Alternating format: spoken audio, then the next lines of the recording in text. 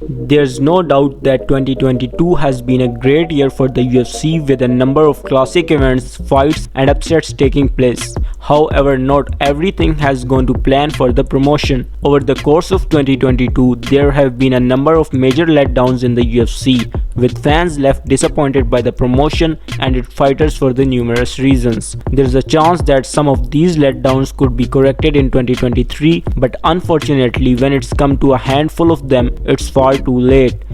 Here are the 5 biggest letdowns in the UFC in 2022. Number 5. Namajunas vs Carla Esparza. For the most part, 2022's UFC title bouts were fantastic.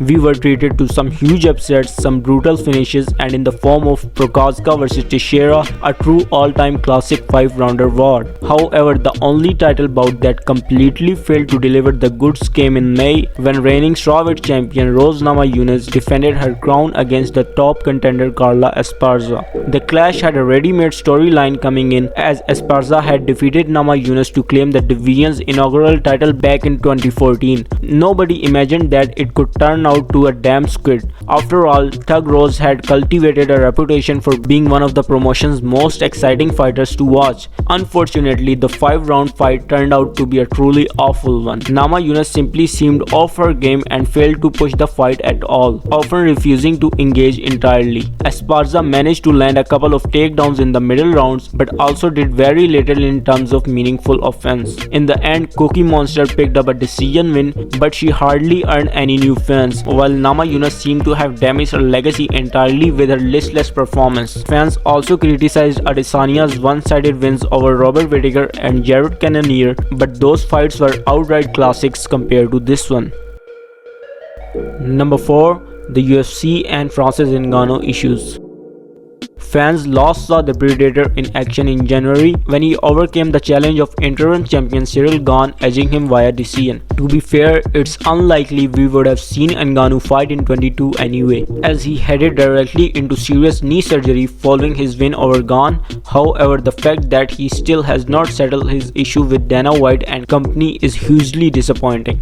The Predator has been at odds with the promotion ever since they decided to crown an interim champion in 2021 rather than wait for him to be ready to fight. More importantly, he has not been willing to sign a new deal with them and seems dead set on his demand to be allowed to box professionally. If things can't get settled down, Ngannou may well become the first reigning champion since BJ Penn to walk away from the promotion as a champion.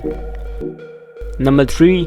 Jiri Prochazka's UFC light heavyweight title reign ends. One of the most exciting fights of 2022 saw Jiri Prochazka dig deep to overcome Glover Teixeira, making him the new UFC light heavyweight champion. Then the promotion opted to book an immediate rematch between the two, and the bout was all set to headline UFC 282. In late November, it was announced that not only was Prochazka not going to be able to fight in the rematch, but he was also going to be forced to vacate his title. Later reports then confirmed the reason for this decision. Prochazka had suffered a devastating shoulder injury described by Dana White as one of the worst in MMA history.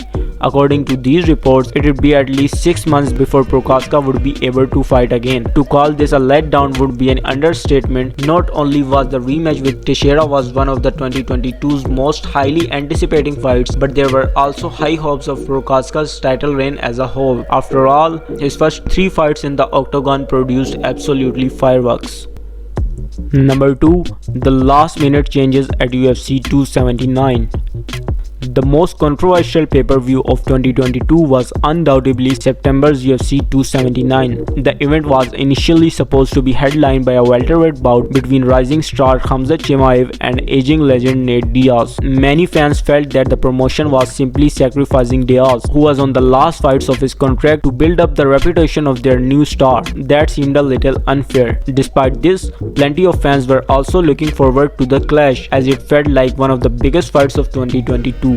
More importantly, it also felt like an opportunity for Diaz to hit back at the promotion on his way out by knocking off their new star. However, things became more controversial when it came to weigh-in time. Remarkably, Chimaev didn't even come close to making the welterweight limit, instead coming at 178.5 pounds. Within hours, it became clear that Diaz was never going to accept a fight with an opponent who seemingly had not even intended to make weight. With the card up in the air, the UFC somehow managed the things by switching 3 fights, leaving Diaz to face Tony Ferguson, Chimaev to face Kevin Holland, and Li Jingliang to face Daniel Rodriguez, as both men had lost their original opponents. In the end, the card delivered plenty of excellent action and both Chimaev and Diaz won their fights.